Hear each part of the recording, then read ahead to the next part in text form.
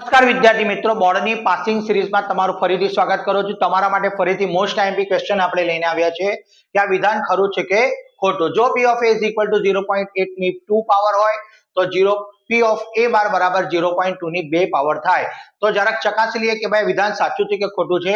તો p of a is equal to 0.8 ની 2 power આપેલી છે, તેનો આન્સર 0.64 થશે અને p of a bar is equal to 0.2 ની 2 પાવર આપી છે એટલે એનો આન્સર 0.04 થશે। આપણો રૂલ છે, આપણો નિયમ છે કે ભાઈ કોઈ પણ ઘટના અને એની પૂરક ઘટનાનો સરવાળો હંમેશા કેટલો થાય છે? 1 થાય છે।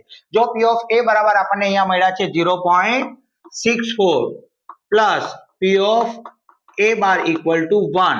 જો 0.64 ને આપણે ત્યાં લઈ જઈએ તો એ માઈનસ થઈ જશે, તો p of a bar is equal to 1 minus 0.64 equal to 0.36। તમે જોઈ શકો છો ભાઈ p of a બાર બરાબર 0.36 એ 0.62 નો શું છે? સ્ક્વેર છે। તેથી આપણો આ આન્સર તમે ચકાસી શકો છો કે આ 0.2 સ્ક્વેર છે અને અહીંયા 0.6 નો સ્ક્વેર થાય છે। તેથી આ વિધાન કેવું છે? ખોટું છે।